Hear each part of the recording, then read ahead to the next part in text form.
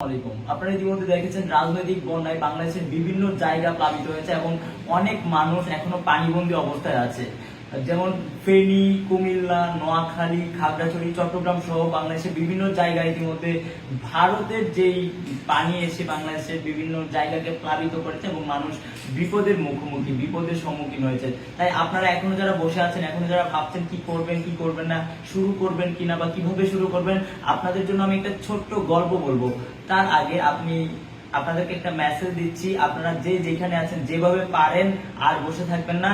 আমাদের মানুষদেরকে আমাদেরই বাঁচাতে হবে। তাই সবাই যে যেখানে আছেন যেভাবে পারেন সবাই অংশগ্রহণ করেন, নিজেদের পাশে নিজেদেরকেই দাঁড়াতে হবে। তো আমি যখন ইন্টার সেকেন্ড ইয়ারে পড়ি তখন 2022 সাল। তো আপনারা নিশ্চয়ই 22-এর বন্যার কথা মনে আছে। বাংলাদেশের বিভিন্ন জায়গা প্লাবিত হয়েছিল, সিলেট, নেত্রকোনা সহ বাংলাদেশের অনেক জায়গায় বন্যার পানিতে অনেক বেশি সমস্যার সম্মুখীন হয়েছিল। তো আমি নেত্রকোনার ছেলে, তো আমি ভাবছিলাম যে আমি কি করতে পারি কি পারি না। তো আমি তখন আমার কলেজের রোভার স্কাউট ক্যাপ্টেন ছিলাম। সেই সময় আমার মাথায় চিন্তা আসলো যে আমি এখন বসে না থেকে কিছু একটা করতে পারি। সেটা ভেবে আমি আমার রোভার স্কাউট টিম নিয়ে নেমে যাই এবং মানুষের পাশে যাই, মানুষের পাশে দাঁড়ানোর চেষ্টা করি, মানুষের কাছে যাই, মানুষের গল্পগুলো অন্তত শোনার চেষ্টা করি। এবং আমরা যারা বিভিন্ন জায়গা থেকে ত্রাণ নিয়ে আসে তাদের ত্রাণগুলো আমরা একদম তৃণমূল পর্যায়ে পর্যন্ত পৌঁছে দিই এবং প্রাথমিক যে ট্রিটমেন্টটা প্রয়োজন হয় মানুষের, সেই ট্রিটমেন্টও আমরা দেওয়ার ব্যবস্থা করি এবং উপজেলা প্রশাসনের সাথে সমন্বয় করি, যারা স্বাস্থ্য কেন্দ্রে ছিল, যারা ডাক্তার ছিল তাদের সাথে সমন্বয় করি এবং আমাদের আশেপাশে যারা ছিল, আমার বড় ভাই বা হচ্ছে আমার ফ্যামিলি বা হচ্ছে যারা মোটামুটি ভালো অবস্থায় আছে তাদের কাছ থেকে আমরা কল দিয়ে বিভিন্নভাবে কিছু টাকা এনে একটা ফান্ড রেজ করে আমরা নিজস্ব উদ্যোগে বিভিন্ন জায়গায় আমরা সেগুলো ডিস্ট্রিবিউট করি।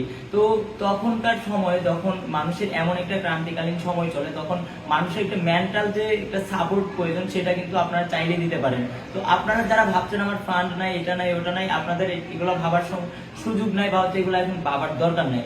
আপনারা জাস্ট নেমে পড়েন এবং মানুষের পাশে দাঁড়ান, যে যেভাবে পারেন মানুষের পাশে দাঁড়ান। এবং যারা ইনফ্লুয়েন্সার আছেন আপনাদের কাছে আমাদের রিকোয়েস্ট, আপনারা বসে থাকবেন না। আমরা দেখেছি আমাদের যে ছাত্র নাগরিক অভ্যুত্থান ঘটেছিল, এখানে অনেকেই আপনারা অনেক অবদান রেখেছেন, সবাই এসে যুক্ত হয়েছেন এবং আমাদের ছাত্র নাগরিক অভ্যুত্থানের পেছনে আপনাদের অবদান ছিল। তো আপনারা যারা আছেন আপনারা আর বসে থাকবেন না, আপনারা শুরু করেন।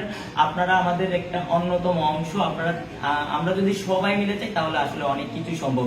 তো আপনাদেরকে বলবো আপনারা বসে থাকবেন, আপনারা আসুন, আপনারা শুরু করে দেন, কিছু একটা করেন এবং যারা বিভিন্ন ভালো পর্যায়ে আছেন আমাদের দেশে, আপনারা যে যেভাবে পারেন চলে আসেন। এবং আপনারা জানেন হয়তো বা যে স্বেচ্ছাসেবক অনেকেই কাজ করছে, যারা একটা বোট পাচ্ছে না, লাইফ জ্যাকেট পাচ্ছে না বা বিভিন্ন অভাবে আছে, যারা হচ্ছে চাইলেও কাজ করতে পারছে না, তাদের পাশে এসে দাঁড়ান।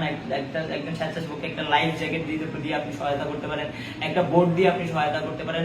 জাস্ট আপনারা যে যেখানে আছেন যেভাবে পারেন প্রত্যেকের জায়গা থেকে এগিয়ে আসুন। আমাদেরই বাঁচাতে হবে এবং আমাদের সমস্যাগুলো আমাদেরই মোকাবেলা করতে হবে।